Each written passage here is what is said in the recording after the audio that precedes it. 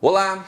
Hoje é dia da gente falar de calçados e de uma marca muito querida dos gaúchos, dos brasileiros, reconhecida mundo afora. Minha convidada de hoje, corajosa, determinada e de fé. Filha do seu Tiburcio e da dona Dânia, é natural de Taquara, esposa do Eduardo é publicitária, já teve sua própria agência de propaganda. Hoje atua como diretora de marketing e diretora-presidente da Agrins S.A., a Piccadilly. Mãe da Isadora e da Valentine, teve como um momento marcante em sua vida quando se tornou sócia de sua agência de publicidade e propaganda com 21 anos e, claro, a chegada à presidência da sua empresa Piccadilly. Hoje teremos uma conversa de peso com Cristine Camila Grings Nogueira. Cristine Grings, seja muito bem-vinda para essa conversa de peso. Muito obrigada, agradeço muito a oportunidade de estar aqui hoje. Vamos começar já desmistificando que esse nascido em Taquara é só nascido mesmo, né? Isso mesmo, tenho muito orgulho de ser igrejinhense, só nasci lá porque na época o hospital de Igrejinha ainda não tinha condições, né? Mas hoje estamos cada vez melhores. A tua empresa tem muito orgulho de ser igrejinhense. É verdade, a gente sempre fala que leva a Igrejinha para o mundo através da nossa empresa e da nossa marca. Igrejinha e outras cidades, né? Vocês estão presentes Brasil afora, com fábricas aqui no Rio Grande do Sul. Tá? Sim, isso mesmo. Vamos falar um pouco de ti antes de falar de empresa? Vamos lá. Que infância foi essa? Pois é, tive uma infância muito especial. Eu digo que sou muito abençoada, nasci num lar cheio de paz, harmonia, amor. Tive, assim, aprendizados maravilhosos e inspiradores com os meus pais. Então, só tenho alegrias e coisas ótimas a lembrar da minha infância. Passou pela empresa logo na tenridade, né? Foi conhecer como é que era o chão de fábrica? Sim. Quando eu era adolescente, alguns de nós da terceira geração passamos por esse processo e foi um aprendizado muito legal de poder atuar no ambiente da área industrial, passar por cada uma das funções da esteira. Mesmo? Todas mesmo, e na época eu não queria que as pessoas tivessem algum tipo de rejeição, né, ou preocupação por eu ser da terceira geração da empresa. Então eu dizia dentro da empresa que eu estudava na Fevale e estava fazendo um estágio na nossa área industrial, e aí eu tive assim uma aceitação mais tranquila dos meus colegas de trabalho e foi muito, muito gratificante. Digo que sim, aprendi a todo o processo fabril, mas muito mais do que isso, aprendi como as pessoas podem ser felizes com pouco. Acho que foi o maior aprendizado que eu tive naquela época e foi uma experiência maravilhosa. Por que escolha pela publicidade e propaganda? Sabe que eu, até o segundo ano do segundo grau, queria ser médica. E o meu pai, Tiburcio, sempre foi da área de criação dentro da Piccadilly, por uns quase 50 anos responsável pela área de produto, né, desenvolvimento e produto da empresa. E desde pequena eu desenhava roupa, desenhava sapato, e meu pai tinha certeza que eu ia seguir a carreira dele. E aí, quando eu dizia que eu queria ser médica, ele dizia: mas filha, tu tem que ter uma segunda alternativa. Eu disse: pai, não tem, é só a primeira. E aí, no segundo ano do segundo grau, um dia eu fiz uma viagem com ele e com a minha prima, que hoje atua na área de produto dentro da empresa, para fazer pesquisa de tendências de moda, né? E adorei, fiquei louca, muito feliz e tal. E ele disse: bom, mas agora tu conheceu a parte boa, tem que conhecer a parte não tão boa dessa função, né, dessa profissão. E aí fiz um curso técnico na área de desenho, né, de modelagem de calçados, e gostei muito e decidi que eu ia seguir essa carreira. E aí acabou que por uns problemas de não ter o curso disponível na época, acabei entrando em outro curso, e aí foi uma situação, eu estava bem deslocada, não sabia o que seguiria, né? Mas tinha uma veia criativa. E aí resolvi fazer aqueles testes vocacionais na universidade, acabei então pendendo para a questão da publicidade e propaganda, e foi assim que eu fui parar na publicidade e propaganda. A cada semestre que passava eu fui me identificando mais e mais, e comecei a estagiar na área logo cedo, e vi que realmente me identificava muito com essa área, mas nunca tive aquele desejo de eu tanto botar a mão em criar, e sim muito mais fazer a parte estratégica, de planejar o que seria desenvolvido criativamente, né? Então foi ali que eu acabei me especializando, depois tive a oportunidade de vir a ser sócia de uma agência de publicidade e propaganda, o que me trouxe muitos aprendizados também. O que tu carrega disso para os dias de hoje? Nossa, muita coisa. Eu tive, assim, sem dúvida, uma grande oportunidade de aprender tecnicamente muitas coisas, mas o fato de ter vivido essa experiência ainda bastante jovem me levou à necessidade de aprender muito a lidar com pessoas, a lidar com os desafios, a lidar com os problemas. E, sem dúvida, isso fez toda a diferença na minha vida profissional. Te aproximou do cliente também? É, com certeza. Eu tive a oportunidade de lidar com outras realidades. Claro que o fato de ser uma agência que era daqui de Novo Hamburgo, era na época, né? Hoje está em Porto Alegre, essa agência ainda existe. Brand Comunicação, fazer uma propagandinha, inclusive. O fato de ser aqui da região, eu acabei circulando em vários ambientes de alguma forma ligada ao calçado, né? Certo. Mas ainda assim tive a oportunidade de viver outras realidades, de outros negócios e também estar do outro lado da mesa, né? Então foi sem dúvida uma grande experiência para mim. Mas no momento onde o consumidor não era tão ouvido, ou pelo menos não chegava tão rapidamente a palavra dele ao empresário, né? É verdade, uma realidade que teve uma transformação muito grande de lá para cá. Eu diria que tudo que eu aprendi sobre comunicação na época, muitas coisas, a grande maioria delas já se modificou bastante. A grande questão é foco no consumidor, foco no mercado. Quando a gente tem esse viés, a gente vai estando com os olhos e os ouvidos abertos para entender as movimentações, e aí o desafio é acompanhar, né? Tu não abre mão desse Nogueira, né? Tu disse assim, coloca esse Nogueira aí. Não posso ter problemas em casa, por favor. Amo muito meu marido e o Nogueira faz parte de mim hoje. Como é que concilia a tua rotina profissional com essa vivência de mãe, de esposa? Sabe que eu sempre tenho a seguinte visão: o tempo que eu tenho para mim é o trabalho, né? E o resto do meu tempo eu dedico para minha família, para as minhas filhas. Ainda tenho 2 filhas relativamente pequenas, né? A mais velha tem 11, a pequenininha tem 7.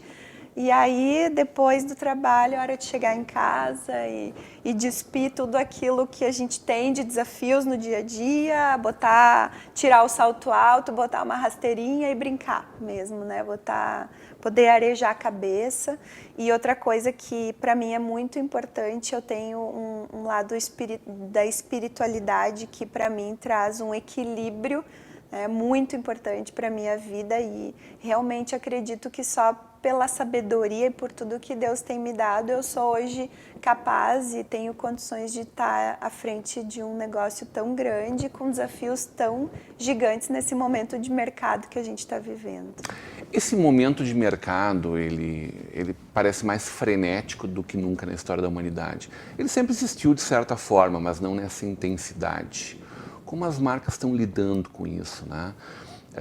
Como tu conversa com os teus colegas, teus pares, empresários, a respeito dessa mudança louca de tudo a todo momento e uma busca de uma estabilidade que não existe, na verdade, em nenhum negócio mundo afora. É verdade. Né? Eu diria até que a estabilidade ela não vai mais existir, porque esse mundo ele está muito volátil e se transformando muito rápido. Então, é muito desafiador a gente conseguir acompanhar isso, porque ter cultura de startup, sendo uma startup que tem muito pouco a perder, né? Qual é o risco de um negócio que está iniciando dar errado? É muito pequeno. Agora, colocar em risco um negócio de 64 anos é um pouco mais complexo. Então, o desafio é conseguir criar essa cultura de startup, mesmo num negócio grande, que por ser grande, de alguma forma, já tem um pouco mais de burocracias, engessamentos, e ao mesmo tempo precisa poder continuar se reinventando, porque o grande desafio hoje é que a concorrência pode vir de qualquer lado, né? A gente hoje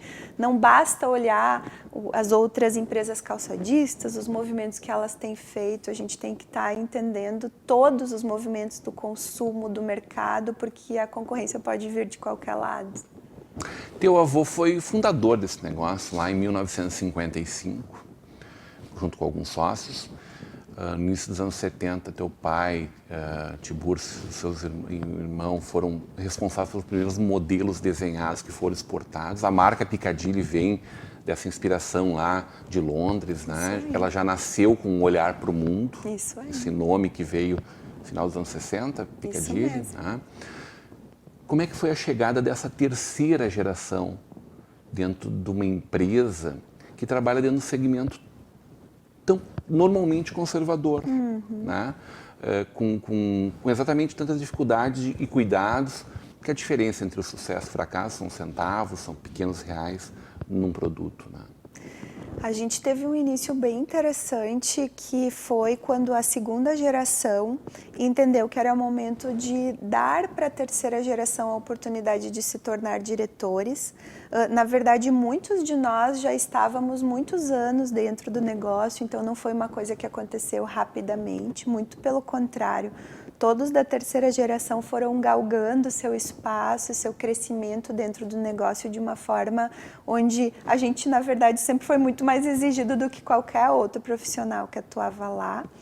E então a gente teve um momento onde a segunda geração ainda era diretores, mas também passaram para a gente a oportunidade, nós éramos como diretores júnior, passando a poder viver os desafios de uma posição como essa e aprendendo na prática, né? Então não foi assim uma passagem de bastão abrupta, muito pelo contrário, ela foi construída e foi muito saudável sendo feita dessa forma.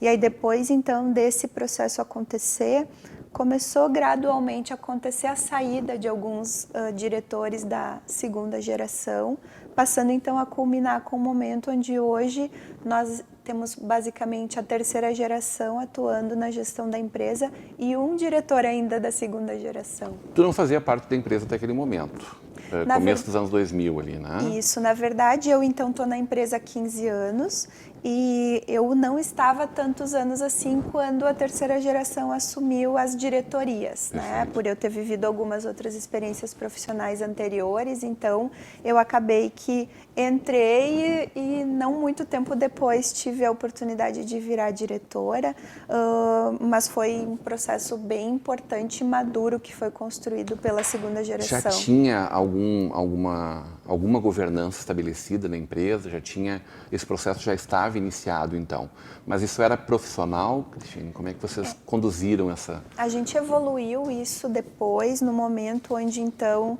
Que é a realidade de muitas empresas da nossa região, né? Sem estão dúvida. pensando nisso, estão passando por isso, né? Eu diria até que a governança ela foi fundamental para a gente poder estar vivos e fortes hoje, porque é natural que à medida que venham novas gerações, mais pessoas da família envolvidas, interesses que muitas vezes são diferentes e precisam ser respeitados, e é natural que os conflitos possam ir crescendo, né? Não é por nada que se fala que a terceira geração normalmente é que quebra os negócios, né? Então, o que nós dizemos é que a gente quer quebrar esse paradigma. Falavam né? isso para vocês quando vocês estavam chegando, assim? Na Como é verdade, que era essa...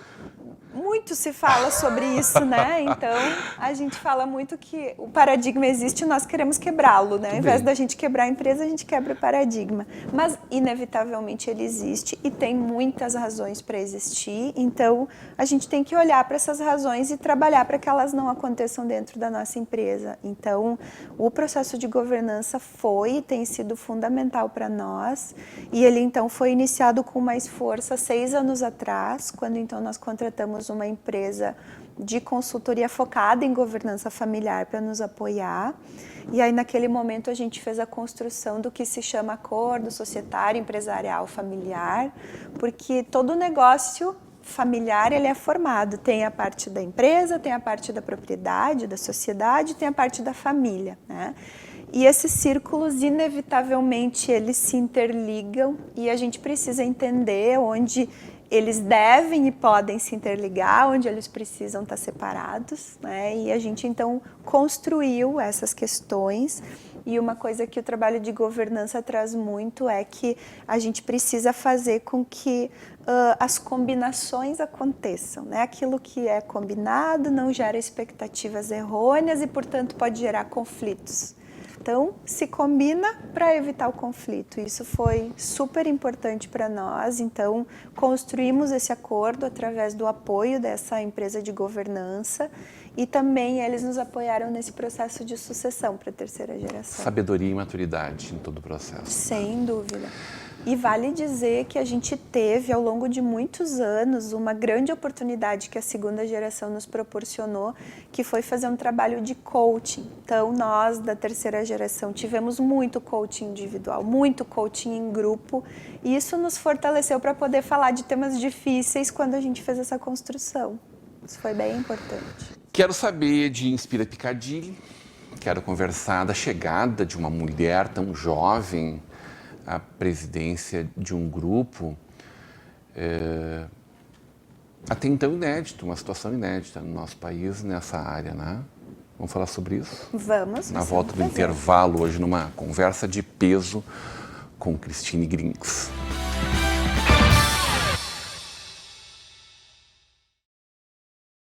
De volta para uma conversa de peso, hoje recebendo a diretora-presidente da Piccadilly, Christine Grings Nogueira. Christine Camila Grings Nogueira. Christine, a gente falava sobre a tua chegada à presidência da empresa, né? Diretora-presidente, essa presidência da tua empresa. Muito jovem, né?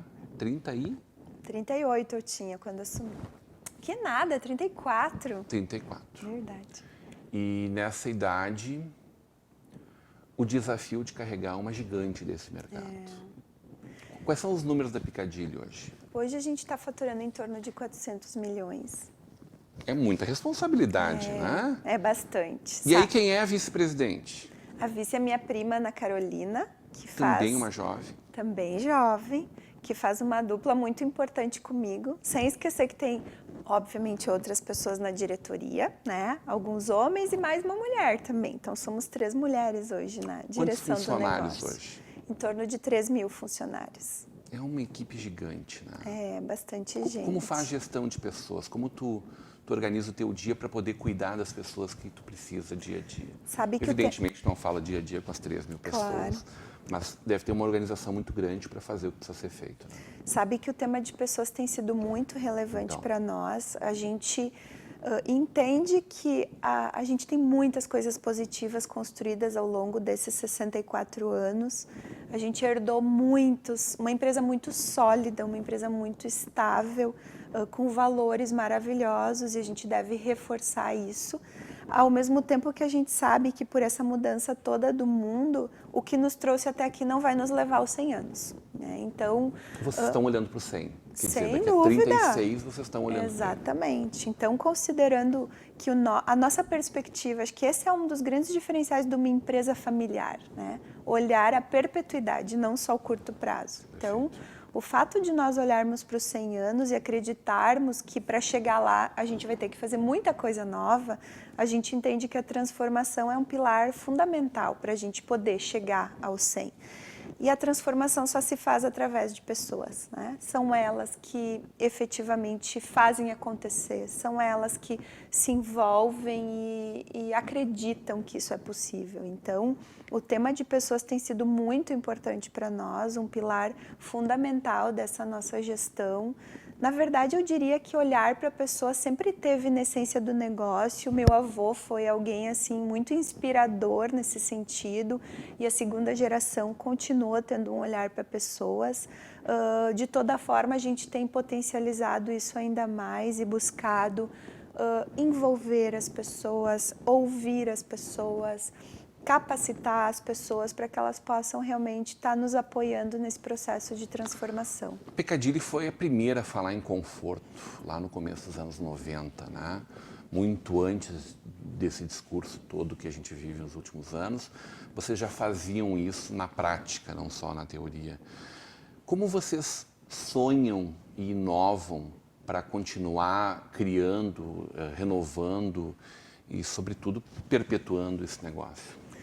conforto, como tu disse, está no nosso DNA, né? A Piccadilly foi precursora com relação a esse tema e conseguiu de uma forma exemplar navegar num oceano azul. Por muitos anos a gente esteve sozinho nesse segmento, nesse nicho, que era um nicho e se tornou um segmento muito forte de mercado. Hoje é premissa de mercado. Exatamente. E o que acabou acontecendo foi nosso entendimento de que muitas marcas começaram a vir com esse discurso, não necessariamente entregando na prática o discurso, mas um discurso que começou a se tornar um discurso de iguais, né? Então, a gente entendeu que era o momento de dar mais uma etapa de diferenciação na nossa marca, que já se tornou muito sólida e forte em função do posicionamento de conforto. Então, fizemos um estudo muito profundo junto com uma empresa de branding, né, o GAD, que nos ajudou a entender qual era a realidade da mulher hoje, tanto a nossa consumidora quanto a não consumidora, o que o lojista enxergava na marca Piccadilly, seja fora do Brasil, seja no Brasil, como o nosso público interno via a empresa, enfim. Então, fizemos um estudo muito amplo para entender qual seria esse passo a mais que a empresa poderia dar em termos de posicionamento, que tivesse aderência ao que já éramos, que tivesse verdade com o que éramos, mas que nos levasse para um novo patamar de diferenciação. E aí, hoje, muito tem se falado de propósito de marca, né? E a gente acredita muito na importância de ter um propósito de marca e então direcionamos todo o trabalho para que a gente pudesse criar um propósito que fosse muito verdadeiro com a nossa essência. A gente então lançou esse propósito há 2 anos atrás, que é revelar a verdadeira mulher. Esse é um propósito que tem muito a ver com a verdade que hoje a gente vive dentro da empresa, seja da porta para dentro, seja da porta para fora. E a gente tem buscado hoje potencializar esse propósito através de várias iniciativas. Então, falamos de conforto, falamos de tendências de moda, falamos de produto, de tecnologia, mas falamos também das mulheres e conteúdo sobre elas. Acho que a grande novidade sobre isso nos últimos anos é que as pessoas não querem só ouvir a comunicação de vocês. Elas querem ouvir vocês. E aí nasceu esse Inspira Piccadilly. Exatamente. Na verdade, a gente também foi, ao longo da nossa trajetória profissional, inspirada por muitas pessoas que nos ajudaram a chegar onde a gente, graças a Deus, teve a oportunidade de chegar. E a gente começou a ser, de alguma forma, demandados para contar um pouquinho dessa nossa história, desmistificar uma série de coisas que, às vezes, as mulheres têm, né, como paradigmas e desafios. E a gente decidiu estruturar esse momento em algo mais formal mesmo, para que ele pudesse ganhar corpo e atingir um número maior de mulheres. E nasceu, então, o Inspira Piccadilly. A gente, na verdade, entende que a gente tem uma história que é semelhante a muitas outras. Certamente muitas histórias como a nossa poderiam ser contadas, mas entendemos que, de alguma forma, essa história pode inspirar outras mulheres a acreditarem nelas também. Isso virou, então, um momento onde vocês recebem na empresa, né, de forma organizada, grupos de mulheres que vão lá para ouvir a ti, a tua prima. São 3 gestoras da empresa, Sim, né? são Ana 2 Paula primas, e Ana isso Carolina, mesmo. que participam desse momento junto contigo. E depois, claro, vão conhecer a empresa, vão passar pelo varejo de vocês ali, evidentemente, também vão poder ter um desconto especial na hora de comprar seu calçado ali, né? Expansão da marca, que momento é esse de internacionalização, de fortalecimento interno, da abertura do franchising como um modelo de negócios. São as primeiras Isso franquias, mesmo, né? isso mesmo. Agora, estando Fresquinhas. fresquinhas, né? E vendendo para mais de 100 países.